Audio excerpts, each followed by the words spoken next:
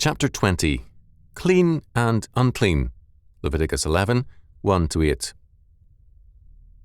And the Lord spake unto Moses and to Aaron, saying unto them, Speak unto the children of Israel, saying, These are the beasts which ye shall eat among all the beasts that are on the earth.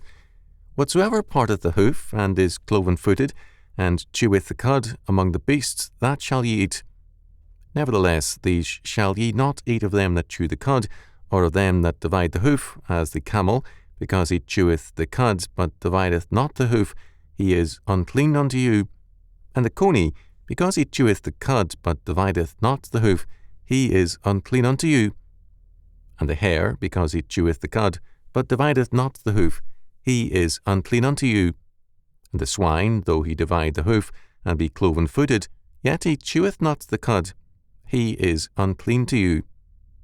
Of their flesh shall ye not eat, and their carcass shall ye not touch, they are unclean to you. Leviticus 11, 1-8.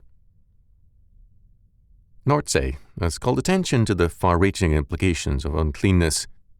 The worship of foreign gods was uncleanness, and it polluted both the people and their land.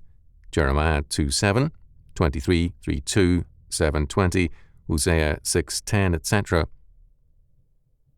Turning to mediums and prophesying spirits, Leviticus 26, pagan mourning rituals and forms, Leviticus 19, 27 and 28, Deuteronomy 14:1, and religious prostitution, Leviticus 19:29, were forms of uncleanness. Other forms of uncleanness included contact with death or decomposition, Leviticus 11:8, 11, 24-40, 21, 1-4, 11, Numbers 6, 6 and 7, 9, 6 and 7, Leviticus chapters 13 and 14, bodily discharges, menstruation and copulation, Leviticus 15, the eating of some meats, Leviticus 11, Deuteronomy 14, 4-21, etc. Some of these things were things which were natural in and of themselves, such as menstruation and copulation, but still had to be separated from worship. No aspect of the fertility cult faith could be allowed near to God's worship. Fertility cults stressed the power of human acts to determine God's actions. It is noteworthy that some of the forbidden animals had a place in pagan cults precisely because they were regarded as allied to demonic powers. Most notable of these was the pig. This, however, was not the reason for God's prohibitions. It is interesting to note how Jews in the intertestamental period regarded their dietary laws. According to 4 Maccabees 5, 19-26, Eliezer told Antiochus in defending the whole of God's law, Accordingly, you must not regard it as a minor sin for us to eat unclean food. Minor sins are just as weighty as great sins, for in each case the law is despised. You mock at our philosophy as though living under it were contrary to reason.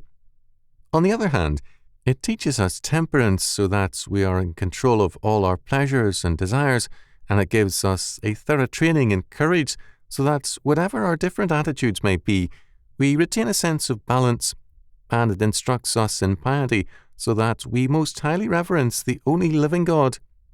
Therefore, we do not eat unclean foods. Believing that God established the law, we know that the Creator of the world, in giving us the law, conforms it to our nature. He has commanded us to eat whatever will be well suited to our souls, and has forbidden us to eat food that is the reverse. In recent years, Harrison has called attention to the hygienic aspect of the dietary laws, noting that these laws have been amply justified by subsequent studies in the general area of preventative medicine. In verses 1-8, we have a statement with regards to judging clean and unclean animals. This is neither a scientific nor an unscientific statement because it is not intended for scientific experts, but for the people to guide their daily lives. As a result, it is an empirical description, that is, describing what an animal is visibly. To be clean, the animal must part the hoof and chew the cud. Thus, the coney or rock badger and the hare, animals we may or may not have correctly identified, empirically seem to chew the cud, but they are unclean all the same. Most, but not all, the clean animals were also those which could be offered as sacrifices. It is noteworthy that all over the world, diet is normally determined by three things: availability, taste, and custom. The Bible requires that God's judgment determine the diet. One consequence of this was a more systematic attention to food production and development by ancient Israel and by Christendom since then. Because God's law sees religion as a matter of action and life, diet is an inescapable part of the life of faith. It was not an accident that the word unclean or defiled is used over 100 times in the chapters 11 to 16. When we are linked with God by His covenant, we cannot be linked to anything outside His will. This is very strongly stressed in Leviticus 20, 24 to 26. But I have said unto you, ye shall inherit the land, and I will give it unto you to possess it, a land that floweth with milk and honey. I am the Lord your God, which have separated you from other people. Ye shall therefore put difference between clean beasts and unclean, and between unclean fowls and clean, and ye shall not make your souls abominable by beast, or by fowl, or by any manner of living thing that creepeth on the ground, which I have separated from you as unclean. And ye shall be holy unto me, for I the Lord am holy, and have severed you from other people, that ye should be mine. The dietary laws have as their purpose our cleanness, so that we can be separated into association with God the Lord. This holy association is their essential reason. Physical benefits clearly flow from the observance of these laws. R.E. McMaster, Jr., in The Reaper, Volume 10, Number 11, 6th of March 1986, has summarized important medical research by the Livingston Wheeler Foundation on the relationship between the eating of pork and cancer, among other things.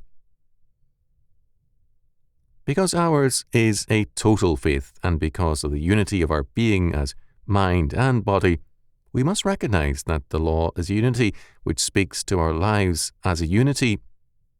These laws thus speak for our physical health, but above all, for our necessary holiness before God. We must remember another important fact.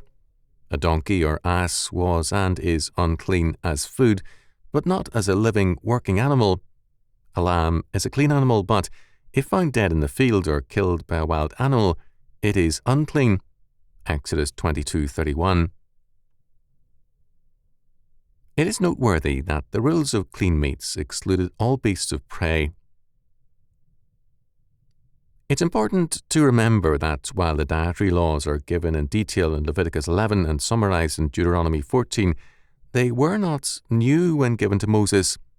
The distinction between clean and unclean animals was familiar to Noah, Genesis 7, 2 and 3, 8 and 9, 8:20. Nothing in the text warrants limiting the distinction in Genesis to animals for sacrifice. The reference is to every clean beast, Genesis 7:2. Noah thus knew the distinction between clean and unclean animals. Again, when Noah is told to abstain from eating blood, the law is given together with the prohibition of murder, Genesis 9, 4-6. However, it is obvious from Genesis 4, 8-14 that men from the beginning have known that murder is against God's law. In Genesis 9, 4-6, God separates blood, which means life, from man's power, whether that blood be of animals or men. Blood can only be taken or shed in terms of God's law, not in terms of man's will. The sacredness of life means that man cannot treat blood as his to control and shed. According to Steigers, Genesis 9:6, whoso sheddeth man's blood, by man shall his blood be shed, for in the image of God made he man, means that The murderer has assaulted the government of God and so lies beyond the protection of the divine will. Because all life is God's creation, the shedding of blood is subject to God's government. Many pagans believed that the drinking of blood gave them the powers of the life taken. Thus, in such instances, two evils were present. First, the taking of life, the shedding and drinking or eating in some instances of blood in contempt of God's law, and second, the attempt to gain lawless power. According to God's law word, He alone is the source of power. If His people should come to believe that health, power, and wealth can be gained in contempt of Him, then God's judgment follows. But thou shalt remember the Lord thy God, for it is He that giveth thee power to get wealth, that He may establish His covenants which He sware unto thy fathers, as it is this day. And it shall be, if thou do at all forget the Lord thy God, and walk after other gods, and serve them, and worship them, I testify against you this day that ye shall surely perish, because ye would not be obedient unto the voice of the Lord your God. Deuteronomy 8:18-20.